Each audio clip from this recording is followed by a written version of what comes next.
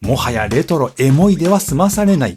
コストパフォーマンスと打鍵感に優れるメカニカルキーボードのキークロン VMAX シリーズにレトロバージョンが登場。 V1MAX の底力、皆さん購入の欲望を止められるのか。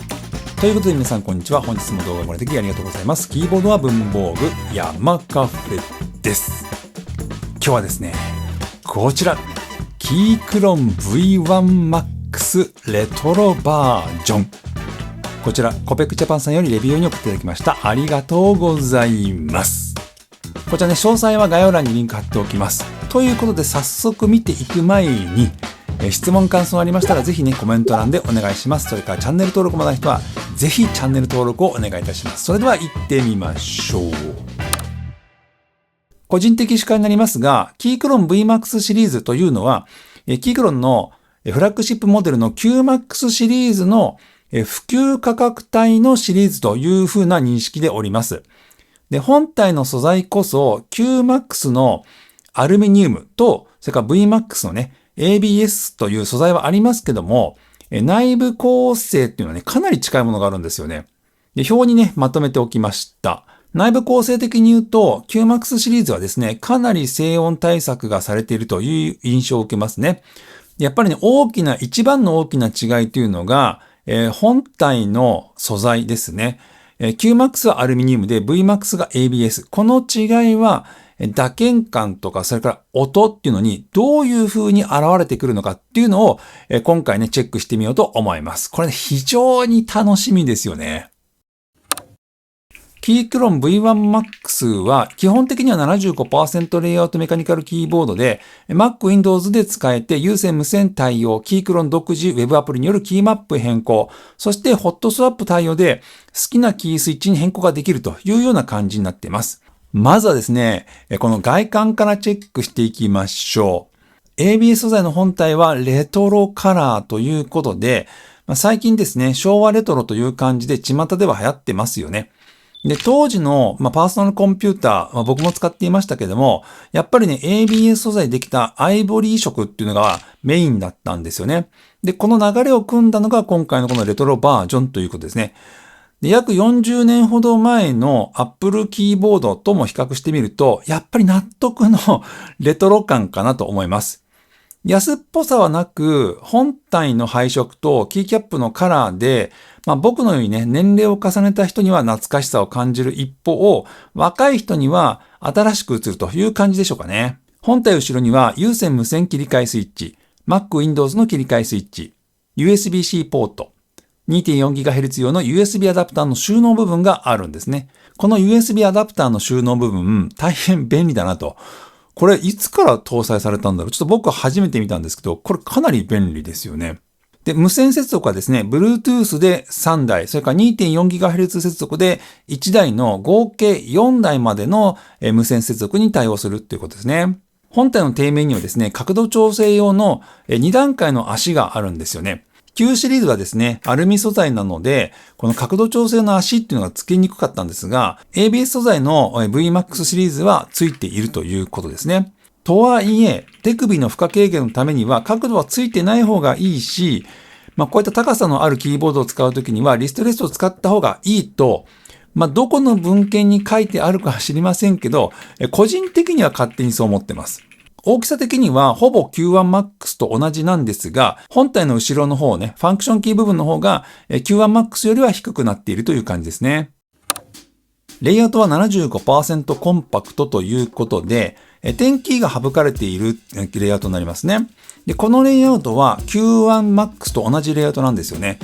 右上にはノブがついていますので、ボリュームコントロールやそれから画面の拡大縮小なんかもキーマップ変更によって可能なんですね。またですね、カーソルキー部分や右端部分がメインのキーから離れているということで、入力のしやすさアップにつながっているんじゃないかなと思いますね。右端の列をですね、進行上の理由で許せないという方々にも、V1MAX の場合は、ちょっと隙間があるので、ご入力少なくなるんじゃないかなと思います。キーマップ変更についても見ておきましょう。QMK-VIA ベースのキークロンランチャーというウェブアプリを使うんですね。USB ケーブルで Mac や PC とつないで使います。設定情報はですね、キーボード本体に記録されるので、Mac とか PC をね、変えても同じ設定で使うことができるんですよね。そして先ほども言いましたけども、ノブの機能への割り当ても変更できちゃいます。で、個人的にはですけど、最近いろいろとね、設定をいじって、キーマップの変更っていうのを遊んでいます。今回はですね、カーソルキーを IJKL に割り当てて、スペースキーを押している間だけカーソルキーとして機能するように割り当てました。こうすることで、なるべくホームポジションから手を離さずに使うことができるという感じですかね。で、このようにキーマップの変更っていうのは、自分好みのレイアウトを見つけて設定できるっていう点にあるんですよね。まだキーマップの変更を試したことがない人はぜひね、チャレンジしてみて、いろいろ試行錯誤した上で自分好みの設定っていうのを見つけてみたらどうでしょうか。キーキャップは OSA プロファイルの PBT ダブルショットですね。個人的には打鍵しやすいキートップの形状です。スペースキーにはですね、静音対策用のフォームが貼ってありますね。また、スペースキーの本体側にもですね、シリコンゴム製っぽいものが、貼られていて、静音対策がされているんですよね。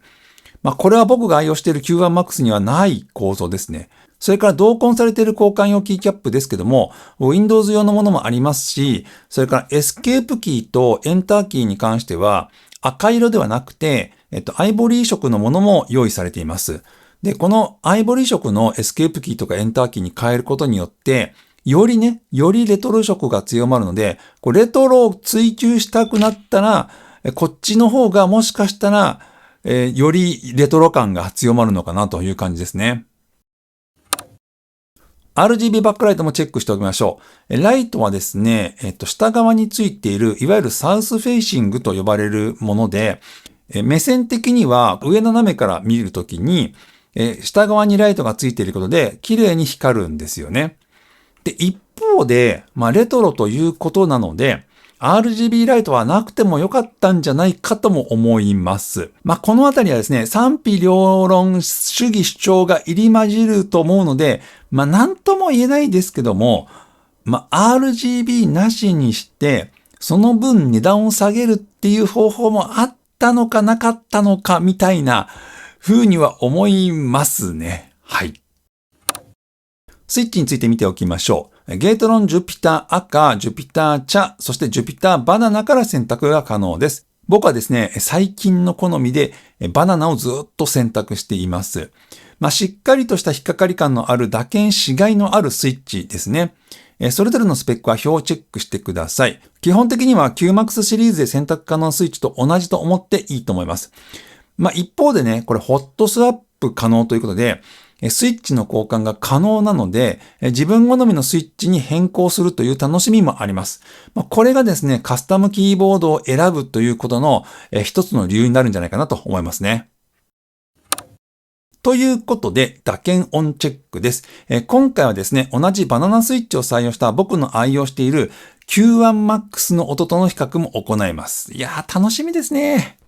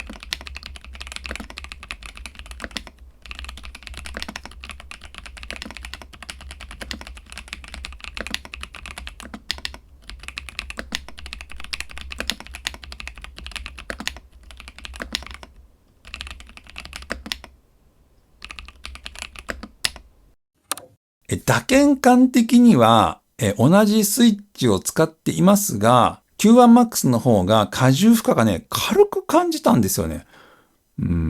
で、またですね、本体の素材の違いが大きく出たのが音ですね。Q1Max はアルミニウム筐体、V1Max が ABS ということで、Q1Max の方が音はね、若干高めになっている感じですね。そして Q1MAX はダブルガスケットマウントで、V1MAX はガスケットマウントということで、底付き時の指へのフィードバックは Q1MAX の方が若干ですけども優しく感じます。それからスタビライザーはもしかしたら V1MAX の方が、気持ちいいかもしれない。僕の Q1MAX はちょっとルブが必要なのかもしれないですね。この違い皆さんにはわかりますでしょうか？ぜひね、コメントで教えてください。ということで、いかがでしょうか？ Q1MAX の半額以下の値段で、ここまで打鍵感の良いキーボードに出会えるとは。そしてこの色ですね。まさにレトロという感じで、デスクに置いた場合にも周囲のアイテムとの調和とか、それから自分の好きなものとの組み合わせなど、持っているだけでも楽しくなってくるキーボードなのかもしれませんね。こうなってくると、ぜひね、キークロンには、マウスなんかも同じレトロ調のものが出てくるといいのかなというふうに思いますね。はい、ということでお値段です。スーパーコペックサイトで確認しております。キークロン V1MAX レトロバージョン税込み2900円です。カーボンブラックの場合だと 19,360 円ということですね。Q1MAX の半分以下のお値段でこのキーボードが買えるのは正直素晴らしいんじゃないでしょうか。Amazon でも販売しているので概要欄にね、リンク貼っておきます。素材が ABS ということで軽いっていうのがメリットでもありデメリットなのかなと思いますね。軽さは持ち歩きをする上ではもちろんですけども、デスク上でね、ちょっとスペースを空けたいっていう場合にも軽々と移動ができるわけですよ。